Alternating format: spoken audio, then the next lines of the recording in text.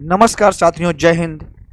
साथियों, मैं संजय सर आपका टीचिंग विद एग्जाम अड्डा के प्लेटफार्म पर स्वागत करता हूं। साथियों, हम अपने इस चैनल पर चाइल्ड साइकोलॉजी की एक सीरीज लेकर चले हैं, जिसमें हमने शुरू के हमारे 2 टॉपिक कंप्लीट कर लिया है। जो हमने अपना पिछला topic schools of psychology complete किया था, उसके हमारा कुछ पार्ट छूटा हुआ था, जिसको हम इसमें कवर करेंगे और फिर आज के टॉपिक भारत में आधुनिक मनोविज्ञान और कुछ फैक्ट की ओर बढ़ेंगे। देखिए, मानवतावाद के हमारे जनक अब्राहम मैस्लो जी हैं। इन्होंने एक सिद्धांत दिया था। देखिए, मानवतावाद प्रचलित रहा हमारा 1950 से 60 तक, और इसके जनक हमारे अब्राहम मैस्लो जी का सिद्धांत है व्यक्तित्व के मांग का सिद्धांत। व्यक्तित्व के मांग का सिद्धांत। यह हमारा सिद्धांत प्रचलित सिद्धांत रहा, जिसके बारे में हम आगे अध्ययन करेंगे जब हमारा ये टॉपिक आएगा। फिलहाल हम अभी इसको थोड़ा सा समझ बनाने के लिए देख लेते हैं। और हमारे जो इनके सहयोगी रोजर्स जी हैं, इनका भी एक सिद्धांत है स्व का सिद्धांत। स्व का सिद्धांत।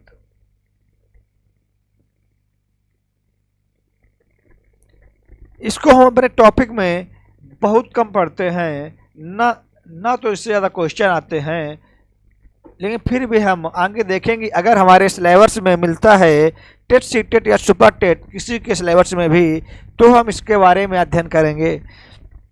आइए, मानवतावादी मनोविज्ञान का एक ऐसा दृष्टिकोण है जो व्यक्ति के सामर्थ्य और संभावनाओं, यानी पोटेंशियल और पॉसिबिलिटीज, यानी व्यक्ति की क्षमताएं क्या हैं, व्यक्ति का सामर्थ्य क्या है और वह क्या क्या कर सकता है, पर जोर देता है, और व्यक्ति को एक सकारात्मक और स्वायत्त, यानी पॉजिटिव और ऑटोनोमस, यानी जो व्यक्ति हमेशा सकारात्मक सोचे और स्वायत्त रहे, यानी कि स्वायत्त से आशय हुआ कि अपने ऊपर खुद कंट्रोल रहे, व्यक्ति को उसकी आत्मसिद्धि का मौका मिले। देखिए, आत्मसिद्धि से आशय है जब व्यक्ति अपने रोटी कपड़ा मकान, समाज, राष्ट्र, परिवार आदि सभी के मोह माया से दूर हो जाता है और अपने में एक सिद्धि प्राप्त कर लेता है। उसको आत्मसिद्धि, सेल्फ एक्चुअलाइजेशन कहते हैं। जब इसको कोई लोभ, माया, मोह से कोई महत्व ना रहे और जो निस्वार्थ भाव से दूसरों की सेवा करने का प्रयास करे और खुद में एक सिद्धि हासिल करे। इस सिद्धांत को अब्राहम मैस्लो जी ने दिया था और आत्मसिद्धि को बताया था कि व्यक्ति आत्मसिद्धि कब प्राप्त करता है। आइए आगे देखते हैं। संज्ञानवाद। जेरोम ब्रूनर जी ये संज्ञानवाद के जनक हैं और इनके सहयोगी अल्बर्ट बंडूरा और जॉर्ज मिलर जी हैं।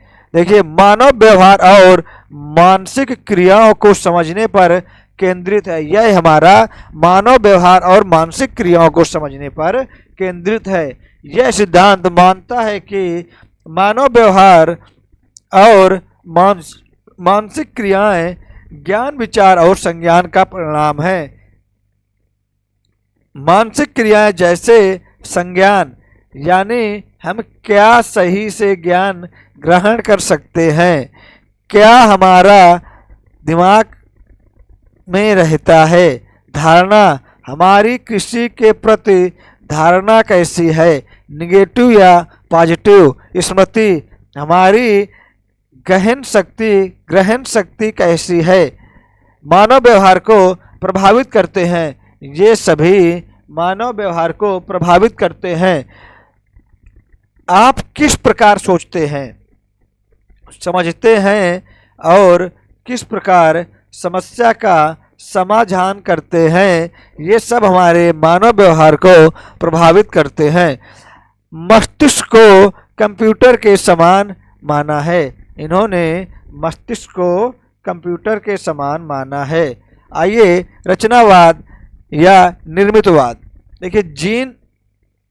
जीन पियाजे जी और लेओ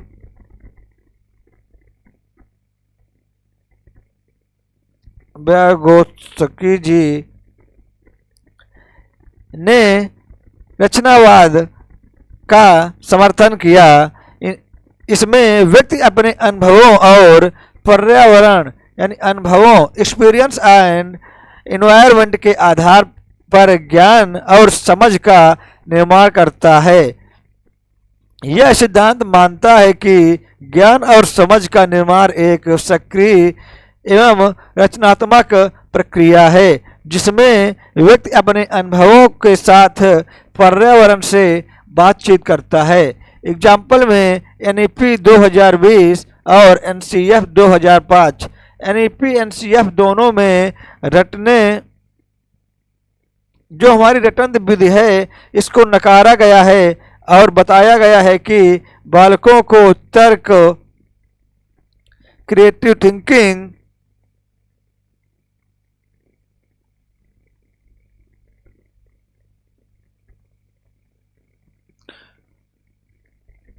खोज आदि के माध्यम से सिखाया जाना चाहिए। छात्र छात्राओं में को पीयर्स यानी ग्रुप समूह बनाकर सीखने पर जोर देना चाहिए। अब हम अपने आज के टॉपिक को देखेंगे। भारत में आधुनिक मनोविज्ञान, modern psychology of India. Bharat में आधुनिक मनोविज्ञान का विकास 20वीं शताब्दी की देन कहा जाता है। 20वीं शताब्दी में कलकत्ता विश्वविद्यालय में दर्शन शास्त्र विभाग के अंतर्गत मनोविज्ञान को एक विषय के रूप में सम्मिलित किया गया। साथियों, कलकत्ता विश्वविद्यालय, मद्रास विश्वविद्यालय और बॉम्बे विश्वविद्यालय, ये तीनों विश्वविद्यालय 1858 में स्थापित हुए थे और ये लंदन के लीड्स विश्वविद्यालय के तर्ज पर इनको स्थापित किया गया था कि भारत में उच्च शिक्षा में सुधार करना इनका उद्देश्य रखा गया था। आइए सन 1905 में सर भोजेंद्र नाथ शील ने प्रयोगात्मक मनोविज्ञान का एक पाठ्यक्रम तैयार किया एवं मनोविज्ञान के अध्ययन हेतु एक प्रयोगशाला की स्थापना की थी। कब? 1905 में सर भोजेंद्र नाथ शील ने। इससे क्वेश्चन बनने की संभावना रहती है। सन 1916 में प्रोफेसर N.N. सेन गुप्ता ने को मनोविज्ञान विभाग का अध्यक्ष बनाया गया। कलकत्ता विश्वविद्यालय में इसी वर्ष भारत में सर्वप्रथम मनोविज्ञान विभाग की स्थापना हुई। कब? कलकत्ता से ही इसकी स्थापना की गई। 1922 में प्रोफेसर गिरीन्द्र शेखर बोस इस मनोविज्ञान विभाग के अध्यक्ष बने, जो सिगमंड फ्रायड जी के संपर्क में रहे थे। यह मनोविज्ञान साइकोलॉजी में PhD की उपाधि पाने वाले प्रथम भारतीय थे। इनके पहले साइकोलॉजी में PhD की उपाधि कोई भी भारतीय नहीं प्राप्त कर सका था। इन्होंने 1924 में इंडियन साइको एनालिटिक सोसाइटी की स्थापना तथा 1925 में इंडियन साइकोलॉजिकल एसोसिएशन की स्थापना की। साथियों, यह एसोसिएशन ने अपना एक जर्नल माफ करिएगा, संपादित किया था, जर्नल ऑफ इंडियन, जिसका नाम था इंडियन जर्नल ऑफ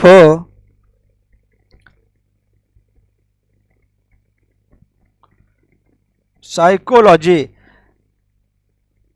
इस जर्नल में भारत में जो भी साइकोलॉजी के क्षेत्र में रिसर्च हुए, जो भी आविष्कार हुए, इन सबको इस जर्नल के माध्यम से संपादित किया जाता था। आइए कुछ हम महत्वपूर्ण फैक्ट देखेंगे जो हमारे परीक्षा में आने की संभावना रहती है।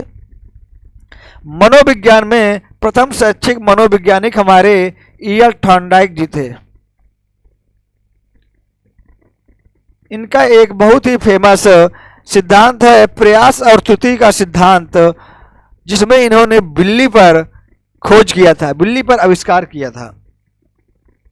ये हमारे सिलेबस में आगे है और इसको हम बहुत ही गहराई से अध्ययन करेंगे, क्योंकि इससे हर साल क्वेश्चन बनते हैं। शिक्षा मनोविज्ञान की पहली पुस्तक इन्हीं की है, एजुकेशन साइकोलॉजी, जो 1903 में इन्होंने संपादित की थी। फ्रोबेल महोदय जी ने ECCE early childhood care education, इससे क्वेश्चन बनते हैं, को दिया था और इन्होंने किंडर गार्टन विद भी दिया था। इसमें बच्चे खेल खेल में सीखते हैं या बच्चों को खेल खेल में सीखने पर बढ़ावा दिया जाता है। अब पेस्टोलॉजी ने 3R का कंसेप्ट दिया, रीडिंग, राइटिंग, अर्थमेटिक्स। इन्होंने अपने 3R के कंसेप्ट में इनको दिया। इनके बारे में कोई खास अध्ययन करने योग्य बात नहीं है। आइए देखिए, टीचिंग मेथड्स विश्व में सबसे पहले पेस्टोलॉजी जी ने ही दिया था। बाल विकास का वैज्ञानिक विवरण 1774 में इन्होंने दिया और अपनी पुस्तक बेबी बायोग्राफी संपादित किया। इसमें इन्होंने अपने ही 3 या 3.5 साल के बच्चे पर आविष्कार किया और इस पुस्तक को संपादित किया। स्कूल ऑफ इन्फेंसी यानी शैशवावस्था के लिए सबसे पहला स्कूल 17वीं शताब्दी में कमेनियस जी ने स्थापित किया था।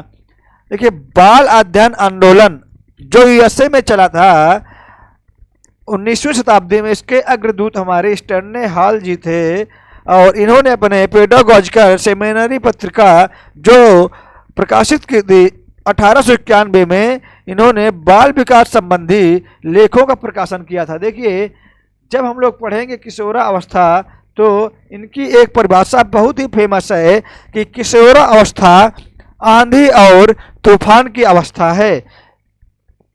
इसको हम जब आगे पढ़ेंगे तो जरूर समझते हुए चलेंगे।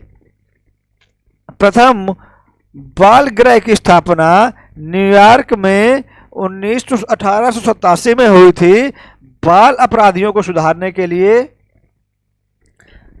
साथियों, आज के लिए इतना ही।